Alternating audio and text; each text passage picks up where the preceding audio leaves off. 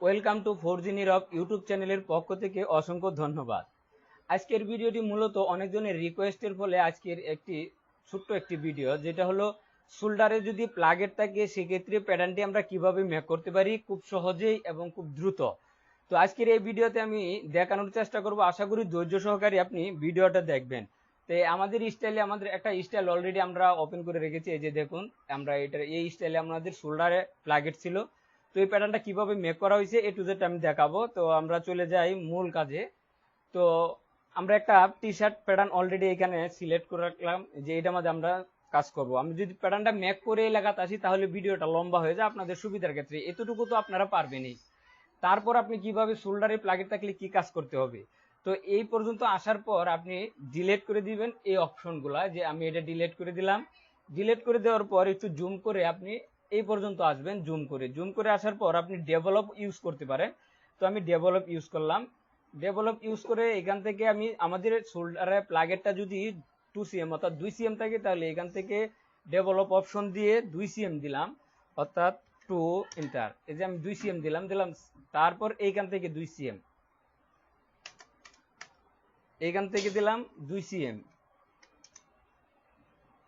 এই যে 2 cm দিলাম। তারপর আপনি এইখান থেকে স্ট্রেট লাইনও নিতে পারেন অথবা বেজার দিয়েও নিতে পারেন। তো আমি বেজার দিয়ে নিই, স্ট্রেট লাইন নেওয়াটাই ভালো। তো আমি এইখান থেকে বেজার দিয়ে এখানে অ্যাটাচ করে দিলাম। এলো 2 cm এর যে প্লাগেটটা, এটা 2 cm। তো এইখান থেকে আমরা নিমু, আমরা মূলত প্লাগেট কিন্তু এইখানে না, প্লাগেটটা হবে এই জায়গা। তো এখান থেকে 60 cm দূরে আমরা এটা প্যারালাল নিমু। তো আমরা কিবোর্ড থেকে দিলাম, তারপর এখান থেকে 60 cm দূরে নিলাম। কিবোর্ড থেকে ডাউনার বাটন প্রেস করে 4 এন্টার, অর্থাৎ 60 cm। এই যে এটা হলো প্লাগেট, এই যে এইটুকু এটার ফোল্ড হওয়ার জন্য আরেকটা দরকার, এটা তো এক ফোল্ড, এটার মধ্যে আরেকটা ফোল্ড হবে, সেহেতু এইখান থেকে আমরা আরো 1.5 cm দিতে পারি।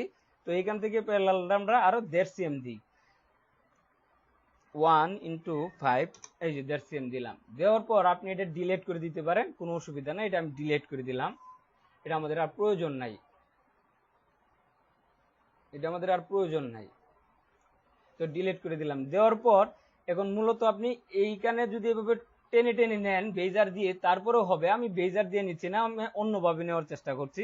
এই যে দেখুন আমি চলে যাব F1 এ, যে F1 এ যাওয়ার পর এই যে সেম এক্সিস এখানে ক্লিক করে এইখানে ক্লিক করব, করার পর আমরা আবার এই যে সিমেট্রি এইখানে চলে যাব। যাওয়ার পর আমরা এটাতে একটা ক্লিক করব, এই যে ফ্রন্টের যে শেপটা আছে এইখানে আমরা ক্লিক করব। করার পর আমরা অলরেডি কিন্তু এই দিক দিয়ে ঠিকঠাক ভাবে শেপ হয়ে গেছে। আপনি যদি টেনে আমি একটু জুম করে দেখানোর চেষ্টা করি, আপনি যদি ম্যানুয়ালি বেজার দিয়ে এদিকে টানতেন তাহলে এই যে মার্কগুলো এটি সুন্দরভাবে শেপ স্মুথলি হতো না।